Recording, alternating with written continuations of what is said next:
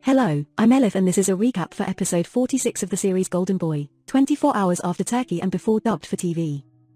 Farid stands against Shamu's threats and declares, "I won't divorce my wife. I won't give up my family for my child." Shamu orders his men to kick Farid out. Meanwhile, Seyran heads toward Shamu's house, but Kozim contacts her, urgently asking her to return to the mansion as it's her sister's engagement night, yet no one is there.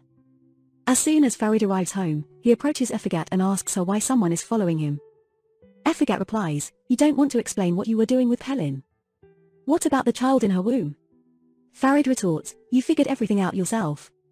Farid explains the situation, and Efegat, satisfied with the circumstances, immediately suggests they inform Yali Khan before others.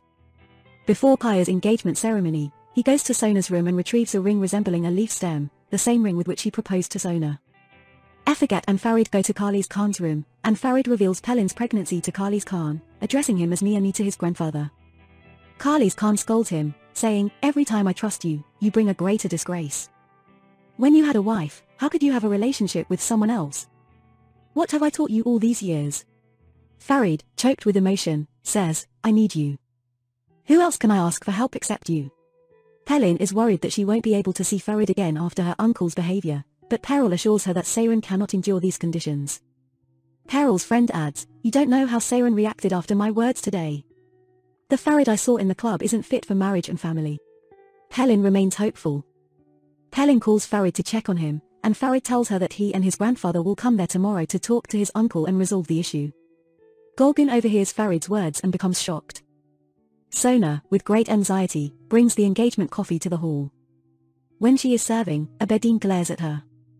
After a short conversation, Yali Khan asks for Kozim's proposal to Sona, and Kozim responds positively.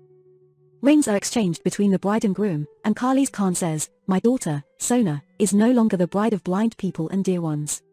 Sona and Kaya are officially engaged. Tylan, who is still in prison while Farid is out, tells Abedin, "Either get me out of here right now, or I'll disgrace you all over Turkey." Tylan says she has a picture of Pelin kissing Farid's pregnant belly. Abedin delivers the news to Farid, leaving him shocked. Abedin urges Farid to tell Seyran everything as soon as possible, but Farid asks him to keep Tylan in the warehouse. After the ceremony, Sona goes to Seyran's room and complains about her cold behavior. Seyran says her behavior is natural since she disagrees with Seyran's marriage to Kaya. Sona says, "Maybe today is the best day of my life. Why aren't you by my side to make me happy?" Seyran says she's not feeling well, and Sona gets angrier, saying, "Well, tell me. What has Farid done again? My only duty is to listen to your and Farid's problems. Explain. I'm tired of your loose games." Seyran shows Sona a picture of Farid kissing her.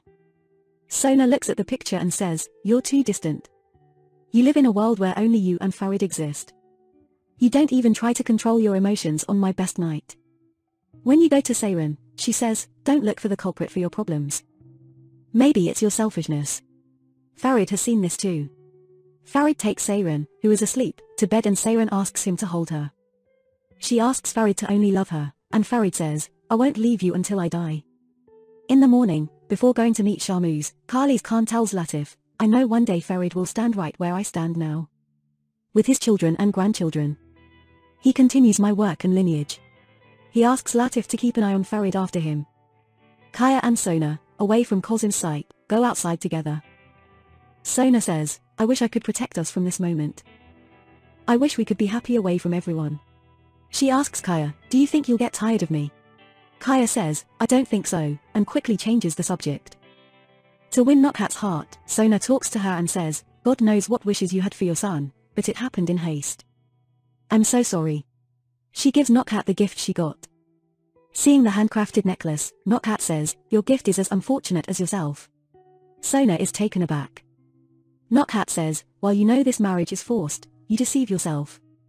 Kaya doesn't like you. He just uses you to take revenge." She asks Sona to end this ridiculous game. Later, knowing that Sona is watching her, Nokhat goes to Kaya's room and asks, "How can you marry a girl you don't like?" Kaya says, "Yes, I don't like her. When I look at the poor girl, my heart burns. Her fate is this way.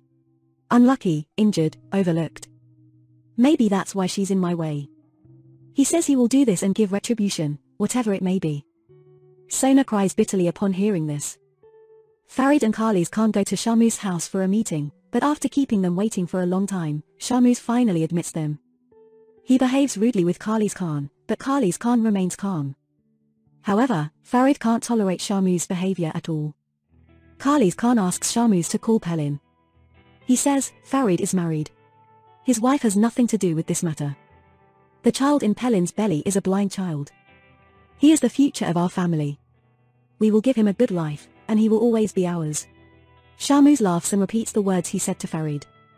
He calls one of his men and says, Ali is my driver. He does whatever I say. If Farid doesn't marry my niece, I'll give him to Ali. Pelin objects. Shamus tells Farid, decide. Either your wife or Pelin. Khali's Khan says, we've heard Mr. Shamu's words and understood, and leaves from there. Sona is not feeling well. Qasim urges her with his ID card to formalize the marriage as soon as possible.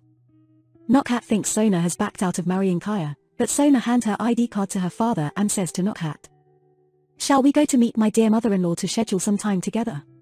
Nokhat is taken aback. Khali's Khan takes Farid to his first workshop and tells him that when he had nothing and was an apprentice there, his master believed in him.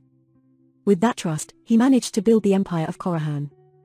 He says, I saw that light in you too. Everyone said it was airy, but I saw the future of the family in you. You are my heir. I don't want you to repeat my mistakes. You have responsibilities. You must think about your child. Make a choice. Farid, with tears, says he believes Seyran will be by his side and will accept his conditions. Khali's Khan asks, are you sure? Farid says, I have to try. I'm forced to believe. Khali's Khan says, to sit in my place, I also have to believe in your strength and will. It's time to tell Seyran everything. Seyran, who had followed Peril and her friend yesterday, goes to Shamu's house, and while waiting there, her eyes fall on family photos. She is shocked when she sees a picture of Pelin. At that moment, Peril enters, and seeing Seyran, she freezes.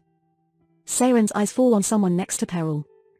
Thank you for watching, stay tuned for the next episode.